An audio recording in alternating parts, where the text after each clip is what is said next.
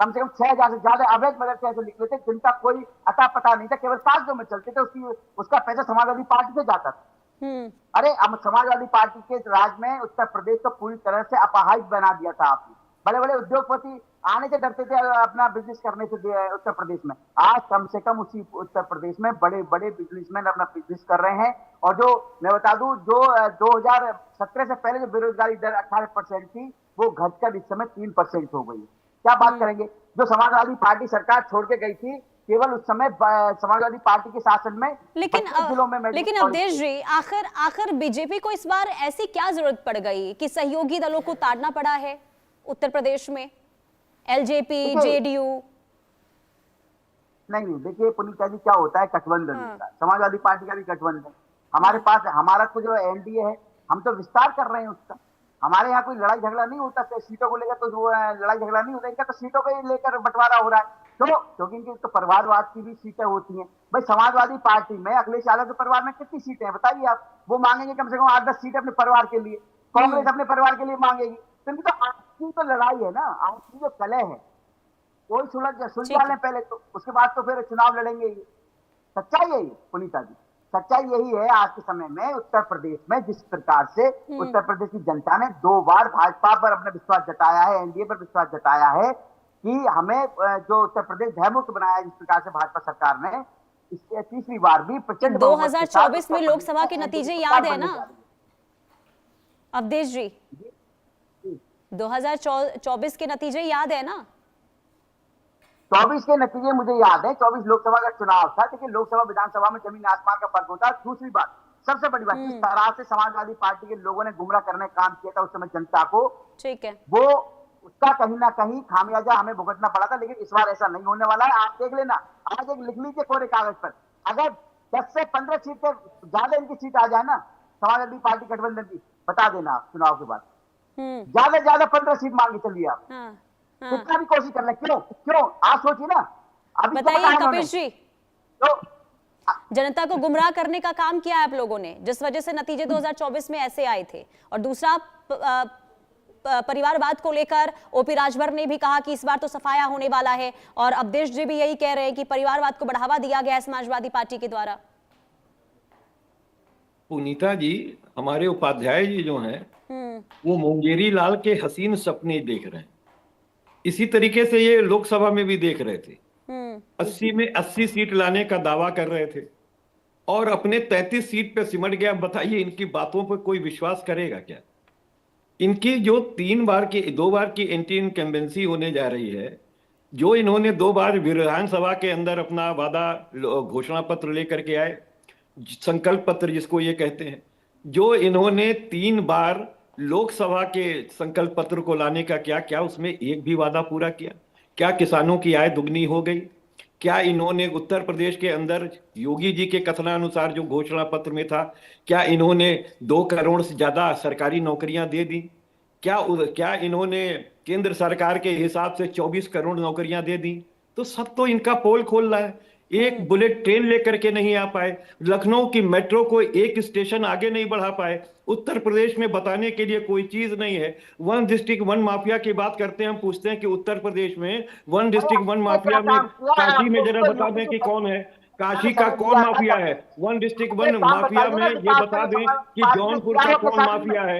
1 district 1 mafia में ये बता दें कि क्या बोलते हैं प्रतापगढ़ का कौन माफिया है। 1 डिस्ट्रिक्ट 1 माफिया में बता दें कि गोंडा का कौन माफिया है। अरे एडीआर की रिपोर्ट है कि आपके 33 ऐसे सांसद हैं जिन पर हीनियस क्राइम है। आपके 45 ऐसे विधायक हैं उत्तर प्रदेश में जिनके ऊपर हीनियस क्राइम है। उत्तर प्रदेश जो है वो दलितों के ऊपर होने वाले उत्पीड़न में नंबर 1 देश पर है।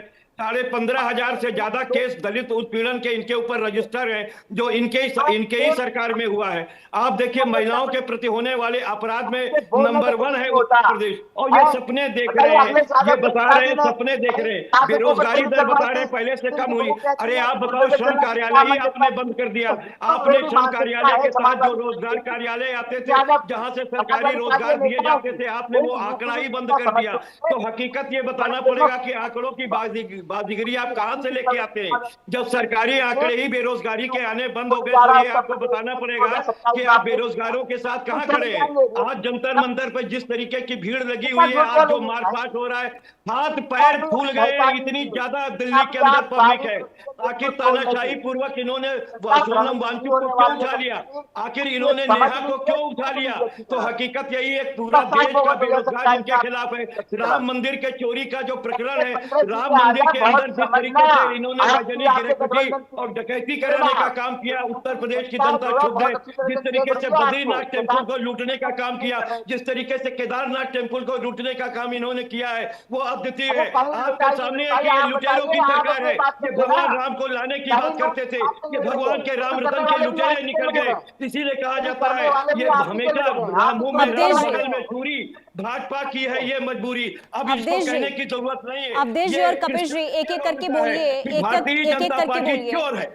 आप ये कह रहे हैं कि दलितों को यहाँ पर देखिए सीधे तौर पर दरकिनार कर दिया जाता है, बीजेपी पर ये आरोप लगा रहे हैं, लेकिन लगातार यहाँ पर तो बीजेपी ये कह रही है, आपने तमाम ऐसे काम गिनवा दिए कि जो वादे किए गए थे, जो घोषणा पत्र में तमाम चीजें कही गई थी, वो जमीनी स्तर पर दिख नहीं रही है। लेकिन इस बार तो बड़ा मुद्दा बीजेपी का मुझे लगता है कानून व्यवस्था है। कानून व्यवस्था को लेकर लगातार बीजेपी ये कह रही है कि हमने बदलाव किया है, उत्तर प्रदेश में परिवर्तन हुआ है।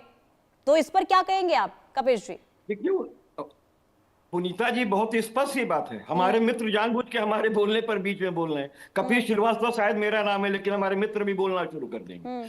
उत्तर प्रदेश एनसीआरबी का आंकड़ा समाजवादी पार्टी नहीं जारी करती है, आपके पास भी है।